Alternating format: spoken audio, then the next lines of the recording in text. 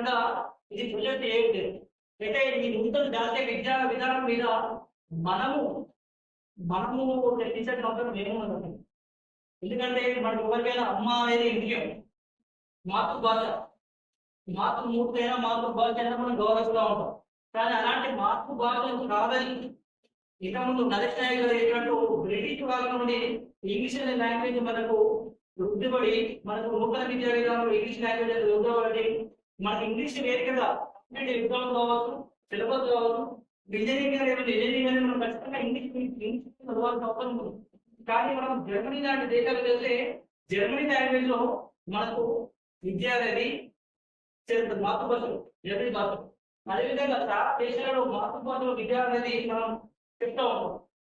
అదే ఇక్కడికి వస్తే మన దేశంలో హిందీని రాష్ట్ర భాషగా చిత్రీకరించే ప్రయత్నం జరుగుతూ ఉంది. హిందీని రాష్ట్ర భాషగా చిత్రీకరించి హిందీని దక్షిణాది ప్రజల మీద, ముఖ్యంగా దక్షిణాది ప్రజల మీద పడతా ఉంటారు.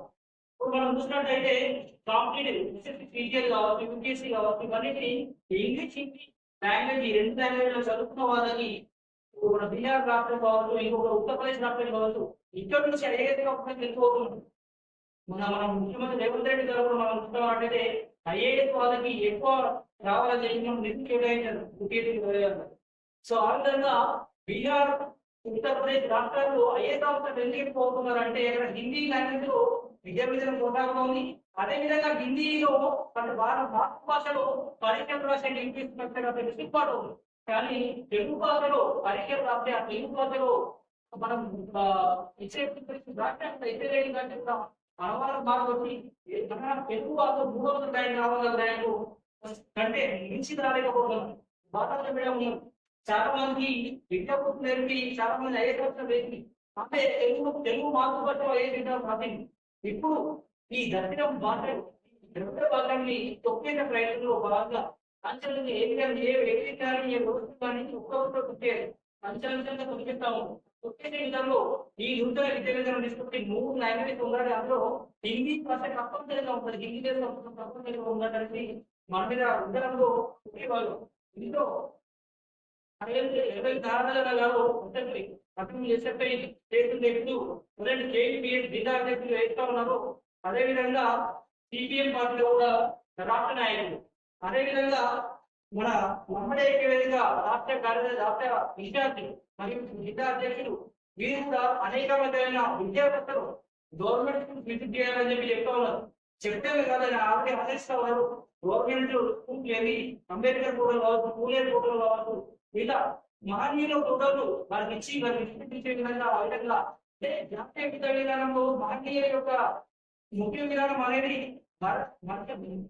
మార్చి వేయాలి. వాళ్ళ చరిత్ర మాట్లాడాలని చెప్పి మనకి ఇంతకుముందు సాయి గారు చెప్పినట్టు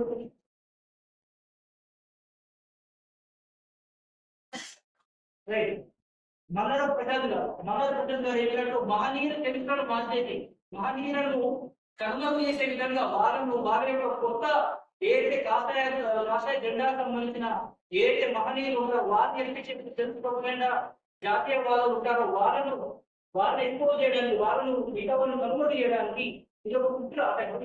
చరిత్రని ఒక రోజు చూసేరు చరిత్రలు మారుతూ ఉంటుంది. మనం చూసినట్లయితే మనం భోజన వీరులు సదర కలవడం కావాలని దాదాపు 340 సంవత్సరాలు తొక్కి పెట్టాను. 300 మధ్యలో వీళ్ళు ఒక 400 సంవత్సరాలు తొక్కి పెట్టిన తర్వాత మొన్న అంటే 70 సంవత్సరాలుగా జరిగిన గొప్ప మనం చూసినట్లయితే నార్త్ కొరియాలో కిమ్ జంగ్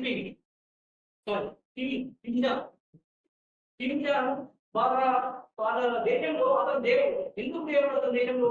పుస్తకాలలో అతను దేవుడు ప్రజెంట్ చేస్తున్నారు. వాళ్ళ తండ్రి దేవుడు, వాళ్ళకు పూజించారు, వాళ్ళ గురించి ముక్తారు, వాళ్ళే రాజు, శాశ్వత రాజు. అంటే చిన్నప్పటి నుంచి పుస్తకాలు మనం ఏదైతే చదువుకుంటామో అది దాని ఇంపాక్ట్ అనేది మన బ్రెయిన్ లో ఖచ్చితంగా అవుతుంది. మన చిన్నప్పుడు మహాత్మా గాంధీ గురించి చదువుతున్నాం, చదువుతున్నాం, అదేవిధంగా భగవద్గీత గురించి చదువుతున్నాం. ఇక మహనీయుల చరిత్రను మార్చే అవకాశం ఇంకా ద్వారా మనకు వచ్చే విధంగా ఉంది. అదేవిధంగా లేఖర్ కమలాకర్ గారు కొత్తగా చెప్పారు, కార్పొరేట్ తరగతి మనం అందరం అభ్యర్థులు విద్యార్థి సంఘాలందరం మనం ఐక్యమత్యంగా ఉండి మనం కలిసి జిల్లా స్థాయిలో, గ్రామ స్థాయిలో, మండల స్థాయిలో, జిల్లా స్థాయి, గ్రామ స్థాయిలో, జాతీయ స్థాయిలో కూడా మనం ఇక్కడి నుంచి రాష్ట్ర జిల్లాకి ఏ విధంగా మనం ముందుకెళ్దామని చెప్పి చాలా స్పష్టంగా చెప్పారు. అదేవిధంగా సాయి మనకు ఇక్కడ నుంచి కనిపించే ఎమ్మెల్యే ఇక్కడ ఏం చెప్పారంటే మన నీటి పోరాటం చేయాలన్నా ఒకప్పుడు మనము గ్రౌండ్లో కొట్లాడటం సరిపోయేది. ఇప్పుడు సోషల్ మీడియా వ్యక్తులు కూడా మనం కొట్లాడాల్సిన అవసరం ఉందని చెప్పి చెప్పారు. అదేవిధంగా పోకరాలు సాగించాలి అంటే ఇక్కడ వెళ్తా ఉంది. మనం చూస్తున్నట్టయితే ఉచిత వైద్యం, ఉచిత వైద్యానికి యూనివర్సిటీకి ఒక ఎడ్యుకేషన్ కలకత్తాలో ఉచిత వైద్యానికి కూడా ఒక ఎడ్యుకేషన్ పూర్త ఉచిత వైద్యం అనేది మనం దీన్ని తీవ్రంగా ఖండించేటప్పుడు ఎడ్యుకేషన్ సైంటిఫిక్ వేలో అవ్వాలి. వివరణలు ఎవరు సైంటిఫిక్ ఇవ్వాలని చెప్పి చేయకుండాండి సాంకేతిక విశ్వవిద్యాలయాలు మనం స్థాపించి మనం ఒక విశ్వవిద్యాలయం అనేది మన ఉద్యమాల కేంద్ర కర్మగారాలు ఎక్కడ అంటే సాంకేతిక విశ్వవిద్యాలయం. అలాంటి విశ్వవిద్యాలయాలను ప్రైవేటీకరణ చేస్తే జరుగుతుంది. అలాంటి ప్రైవేటీకరణను మనం అడ్డుకోవడానికి విద్యార్థి సంఘాలు కావాలి, ఎస్ఎఫ్ఐ కావచ్చు, ఏఎస్ఎఫ్ కావచ్చు, ఆర్టీఎం కావచ్చు, అందరూ కూడా అన్ని రకాల విద్యార్థి సంఘాలు కూడా మనం కలిసికట్టుగా ఉద్యోగానికి అవసరం ఉంది.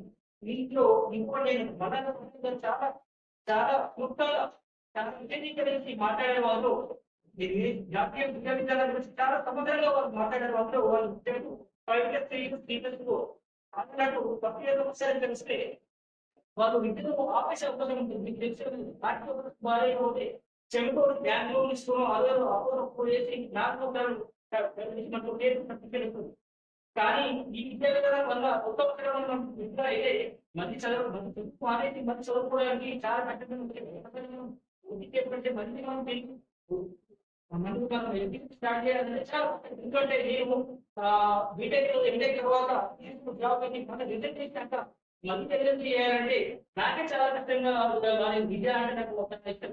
నాకే కష్టంగా వాళ్ళకు ఆర్థిక పరిస్థితులు విద్య పరిస్థితులు తగ్గలేదు. ఇలాంటి 1+1+1 లాగా డిగ్రీ నాకు రూపాయలు కనిపిస్తే డబ్బుల పరంగా కావచ్చు, ఇంటి సంవత్సరం పరంగా కావచ్చు, విద్యార్థికి డిగ్రీ సర్టిఫికేట్ రాదు. డిగ్రీ సర్టిఫికేట్ రాకపోతే డిగ్రీ ఏ ఎగ్జామ్ ఉండదు.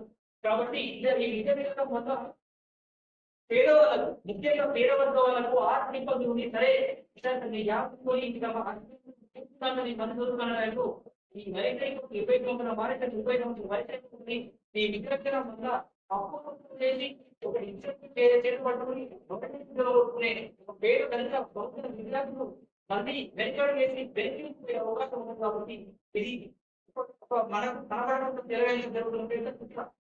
యజ్ఞాల మీద ఉత్తరాలు వాళ్ళు ఆల్రెడీ ప్రధానమంత్రి యజ్ఞాలను చేపట్టి మనం మరియు ఇద్దరు మాత్రమే మనకు యజ్ఞాలను చేపట్టారు. అంటే మొత్తాన్ని మొక్కలు కల్చర్ని డిస్ట్రాయ్ చేయడానికి ఎందుకంటే చిన్న పిల్లల్ని ఇప్పటి నుంచి ట్రైన్ చేస్తే ద్వారా అన్నట్టు మహనీయ చరిత్రను నవ్వున పెట్టి వాళ్ళు అనుకున్న చరిత్రను ముందు తీసుకుంటే భవిష్యత్తులో పిల్లలకు నిజమైన సహోదరుల యొక్క చరిత్ర తెలియకుండా పోతుంది. వాళ్ళని గమనంగా వీటిని ఎవరైతే చెప్తున్నారు వీళ్ళ సిద్ధాంతం ఏదో దాన్ని కూడా జాతీయంగా చిత్రీకరించే అవకాశం ఉంటుంది. భవిష్యత్తులో జాతీయం కూడా సమీకరించే అవకాశం ఉంటుంది. కాబట్టి గురించి మనం పసిగట్టి ఒక డెమోక్రాటిక్ వేలో ఈ యొక్క మీటింగ్ యొక్క ముఖ్య కూడా డెమోక్రాటిక్ వాల్యూస్ కాబట్టి నాకు ప్రశాంత్ మనకు పోలీస్ హైదరాబాద్ లో ఉన్న అన్న డెమోక్రాటిక్ మనం కాపాడాల్సిన అవసరం ఓన్లీ డెమోక్రాటిక్ ఎడ్యుకేషన్ ఆర్గనైజేషన్ మాత్రమే విద్యార్థి నాయకులు మాత్రమే డెమోక్రాటిక్ ప్రజాస్వామ్య యుగంలో ఉన్న విద్యార్థి నాయకులు మాత్రమే ఆహ్వానిస్తున్నాం. మీరు ఖచ్చితంగా రావాలని చెప్పి ఆహ్వానం చెప్పి వారి ఆహ్వానం మేరకు ఒక మంచి కార్యక్రమం ఈ మంచి కార్యక్రమం ఖచ్చితంగా ప్రజలకు వారి ఆహ్వానం మేరకు నేను ఇక్కడికి రావడం జరిగింది. మీతో విషయాలను పంచుకోవడం జరిగింది. ఇందులో నేను 2 విషయాలు అడ్రస్ చేయాలనుకుంటున్నాను. మదన ప్రసన్న గారు మాట్లాడుతూ జిల్లా కార్యదర్శి గారు మాట్లాడుతూ ఫీజు రీఎంబర్స్మెంట్ అనేది ఇస్తారని చెప్పి ఎన్నికల హామీలు మేనిఫెస్టోలో పెట్టి రేవంత్ రెడ్డి గారు వెళ్ళారు. జిల్లాలో ఏదైతే విద్యార్థులు నిరుద్యోగులు హామీ నిలబెట్టుకోవట్లేదు. మేము కాంగ్రెస్ పార్టీ వ్యతిరేకిస్తున్నాం, బీఆర్ఎస్ పార్టీ వ్యతిరేకిస్తున్నాం, కాంగ్రెస్ పార్టీకి ఓట్లు గెలిపిస్తున్నాం అని చెప్పి చెప్పారు. వారి ఆవేదనలో తప్పు లేదు. ఖచ్చితంగా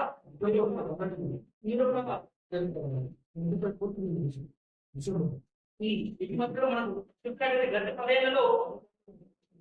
ఏళ్లలో రైతు బంధు అది అనుకుంటూ వాళ్ళు ప్రజలకు సంక్షేమ పథకాల మీద నిధులు కేటాయించారు. విద్యా విధానంలో దాదాపు మేము బండిరాజు వారు 30 కోట్ల నిధులు మనకు ఈ సంవత్సరం బడ్జెట్ కేటాయించారు. మనకు ఈసారి పీసీఎం కూడా డబ్బులు ఎంత ఉన్నాయి, గత 10 ఏళ్ల నుంచి పెండింగ్ లో ఉన్నాయి. కాలేజీలో గత 10 ఏళ్ల నుంచి బీఆర్ ప్రభుత్వం గత 10 ఏళ్ల నుంచి నిధులు పెండింగ్ లో ఉన్నాయి.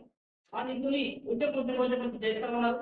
నిజంగా నేను కూడా దానికి ఇబ్బంది ఎంత ఉన్నా, ఎందుకంటే పీసీఎం అంటే రాజశేఖర రెడ్డి హయాంలో డబ్బులు కట్టకుండా తీరొచ్చే నీకు ఎంత డబ్బు కట్టినా జాయిన్ చేసుకొని ఆ డబ్బులు రియంబర్స్మెంట్ తిరిగి చెల్లించే కార్యక్రమం జరుగుతాం. అందులో రిటర్న్ తీసుకున్న వాళ్ళు ఎందరో తీసుకోవడం వల్ల ఎందరో.